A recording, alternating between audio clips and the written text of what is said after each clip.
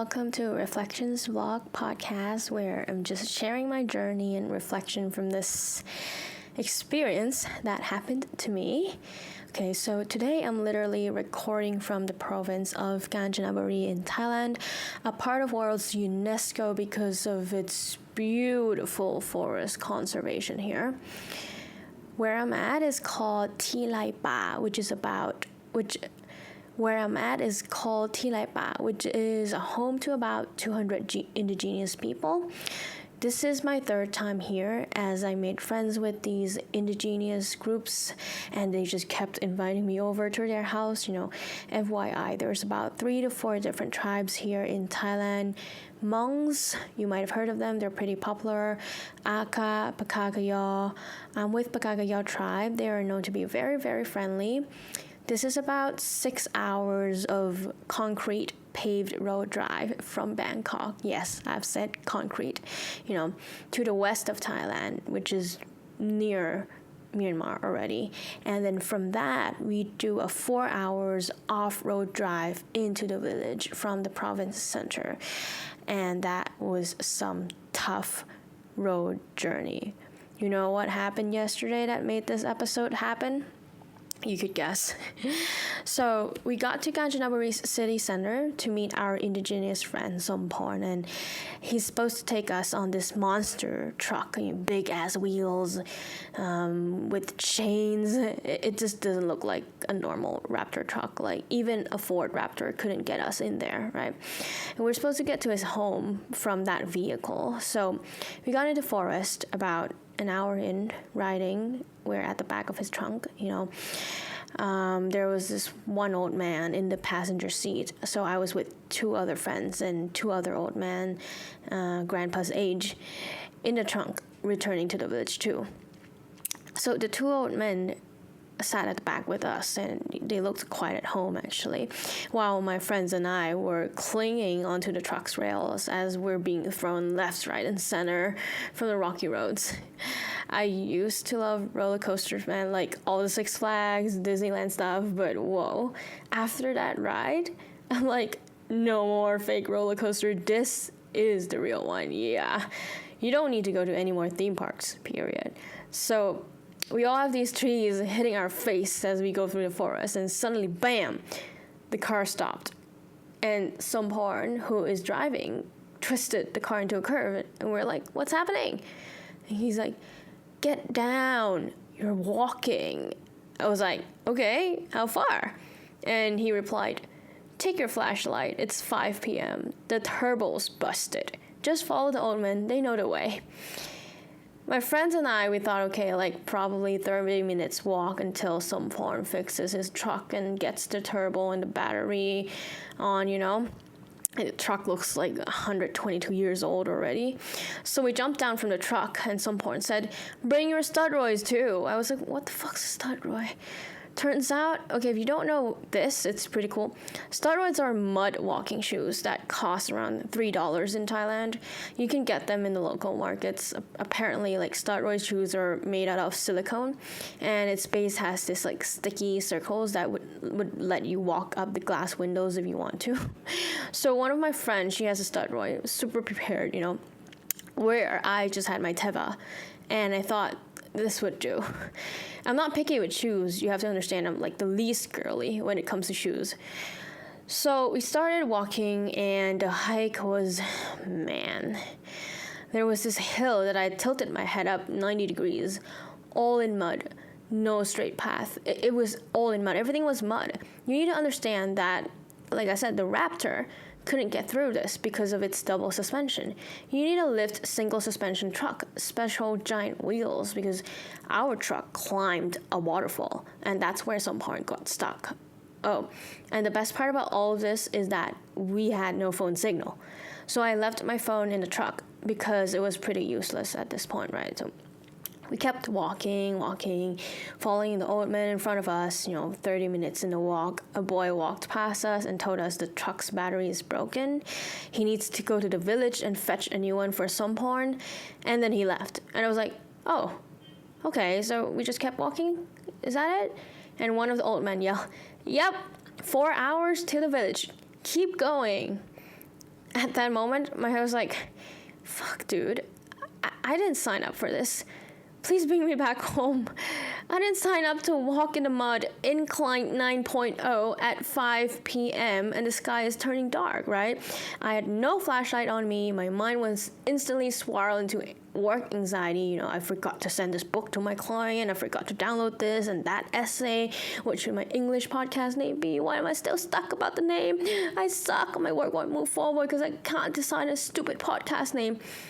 First, pain from learning my circumstances goes on the mind. It spins around and around and enhances the pain in my other areas of life, right? This is what happened. And all of this automatically done in less than 10 seconds. So yeah, I kept walking with my muddy teva, splashing my entire feet into the mud pond and getting sucked into it. My friend with the stud Roy is now back in her normal slippers because the mud was too thick and heavy. It's literally eating her shoes. No use, nada. So looking at her, my thoughts automatically ran to, how am I supposed to survive this walk? Then it shifted to how I'm probably a loser compared to my boyfriend's ex. I know they're quite unrelated, but trust me, the mind works the way it wants to work, right? These thoughts come up regularly, but I successfully pushed them down in the city with the support of notifications, Zoom meetings, and YouTube videos. I was always aware about the inferiority and the imposter syndrome in me, but it feels different when your body is trying to survive in the wild and your mind isn't helping. I wasn't even really tired from the walk. I was more tired from the shitty thoughts inside me. Don't get me wrong, okay? My boyfriend is really reassuring. He's the sweetest, but I have a jealous heart to heal. One that I didn't really knew existed until recently. So you can imagine that the wound has just been brought to awareness. This is normal. Like, healing is a lifelong journey, and no one is supposed to be healed perfectly, right? That's unrealistic. Anyways, along the way, my friends chatted up the old men to learn that they were 76 and 84 years old, man, and they were walking really, really fast with ease, happily exchanging conversations as I was whimpering in my brain. The next step I took, my whole right foot, and knee sunk into the mud, and that was a wake-up call. I'm too inside my head. Fuck. This was painful, hence the title of this episode. Well, I'm not sure what I'm going to name it yet, but if you haven't got a clue, this whole thing is sincerely about pain. So I rewired myself and thought, okay, if you're going to be hating yourself, at least be mindful about it. Suddenly a new conversation begins. My ego thinks I suck. My ego wants to make me feel bad. Then every time I look up to a new hill to overcome, I don't tell myself, you can do this, or shit, another one. I watched my feet and just kept walking. And this is how you stay in the present moment. This is how you practice mindfulness. You don't add sugar or take away the salt. You just keep walking, one foot in front of another. But of course, you can't stay in the present moment all the time, right? This requires immense practice, and meditation is one of them. So by 6 p.m., I decided to take my tevas off because I discovered its affinity for mud, and it kept thinking how I could go faster with a keen instead. So I was comparing shoes. Don't get a teva if you're going into a mud hike, okay? Sometimes the things you think are helping you aren't actually helping you. It's weighing you down, just like all toxic relationships in life. We think we need them, but we don't. We're better off without them. My feet confirmed that after slipping in my own shoes for about an hour, it was finally liberated. What's more to that is that my grip became firm. The feeling of my whole feet sinking firm into the mud was like magical. And I do this bare feet walking on grass practice in Bangkok every week, but it's nothing like this. This was a whole new level of earth healing I never experienced before. Then I was like, I want to keep walking. Man, my life's changing. My steps were certain, not slippery anymore, and my thoughts were certain too. Sure, I'm a loser. I'm not as good as my boyfriend's ex. Just let me be one then. I just want to be this loser, walking bare feet, uphill in the mud. Then my chest became tight and tears boiled up in my eyes, as if something wanted to get out. I felt like the emotion was grief, but the feeling was good. That was a brain glitch? No. The feeling was very, very good. And guys, this is why emotions are not feelings, okay? First, we can't control our emotions. The pain in my chest that felt, the tears that boiled up in my eyes, it was automatic. The emotions was grief, Like if you touch a hot kettle, you experience fear from its heat. The emotions turn into the feeling based on cultural and personal beliefs of the incident. For example, if you think you're stupid for accidentally touching the kettle, then you will probably resort to blame and hate. Stupid kettle! Because you hate yourself, right? But if you believe you're tough and cool and everyone's gonna worship you for touching this kettle, you're gonna be like, come at me, kettle, even after experiencing the fear, right? So the emotion is fear, but the feeling may be resentment, or the feeling may be proud or willingness to get, burnt, obviously. So how we tackle fear is definitely based on how we see ourselves and how others see us. How we see ourselves includes the conscious and the unconscious. But if you're the Buddha, you're just like, kettle, my mind can experience fear from heat. Yeah, but you're not the Buddha, okay? That's the point. The point is you can't control your emotions, just like thoughts, but you can change how you feel about them. Okay, why was this mud healing journey from the grass walk? Why was this mud healing journey different from the grass walking thing I was doing in Bangkok? Because, first of all, it's not Bangkok, just joking. But really, it's not Bangkok, okay? No, I was pretty sure because half of the time, I thought I might have died. And the thing that saved me was my own feet. That connection between my feet and the mud is the healing. We humans are so disconnected from Earth. The main thing that is keeping us alive, the Earth, yeah. So to heal the mind and the body, we need to feed what keeps the body alive. The Earth, we forget about that. Food comes from Earth, right? Yeah, gravity too. That's exactly the phenomenon I experienced. By 7 p.m., it turned dark as expected. Obviously, my friend handed me a mini flashlight, which any sane human would be using. Right, you're in the forest, bare feet, in the dark. Who wouldn't use a flashlight?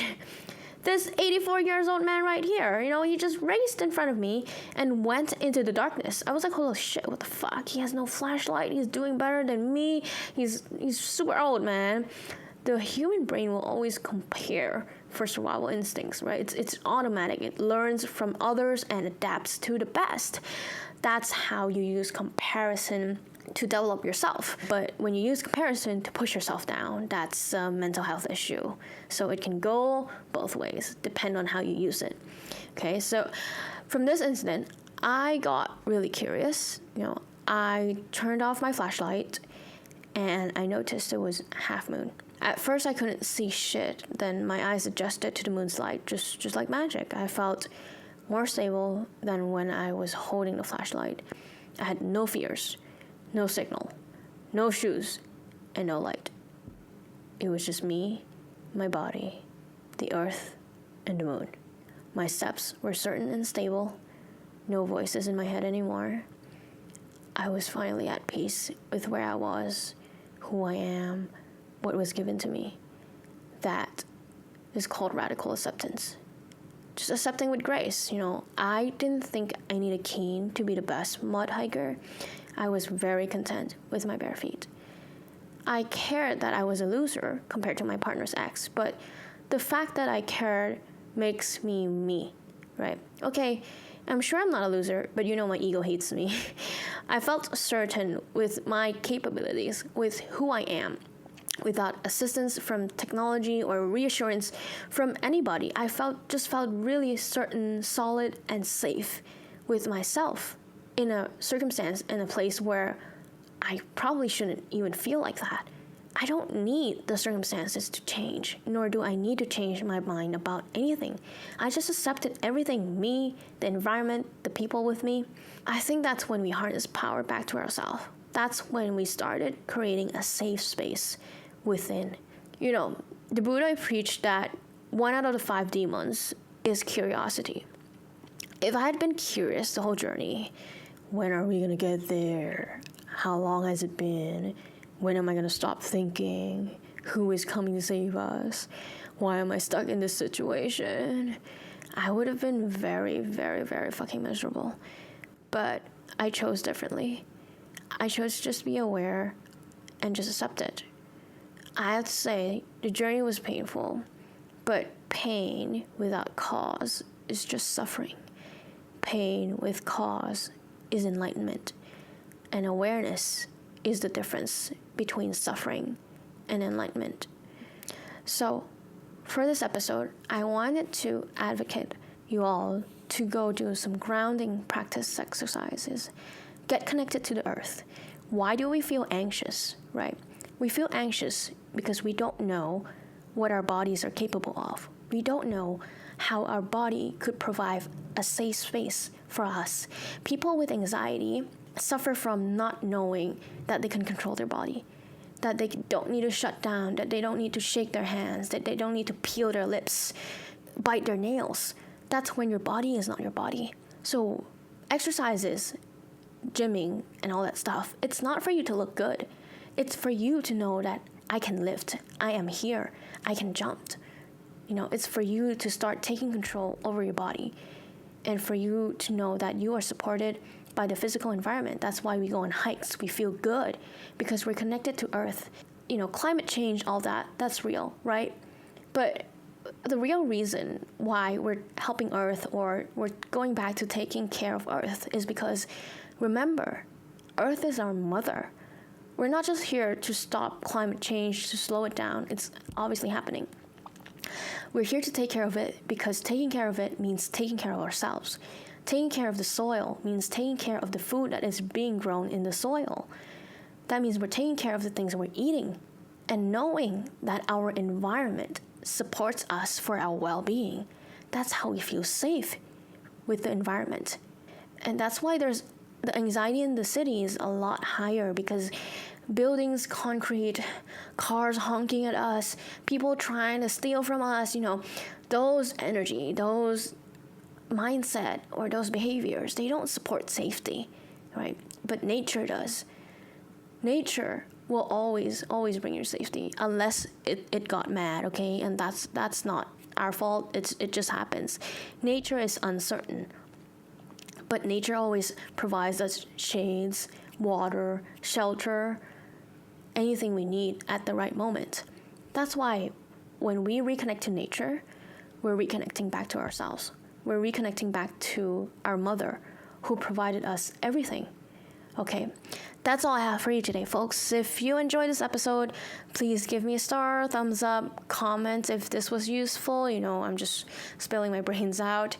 If you're a Thai audience, be sure to check out the podcast interview I had with Somporn on this. You know, Somporn has been one of my closest friends, and that was one of the reasons why I went into the forest in the first place to get an interview with him. Too bad that he doesn't speak English, but it's a really useful interview. Thank you for listening. That's all I have for today. I'll see you in the next episode. Bye.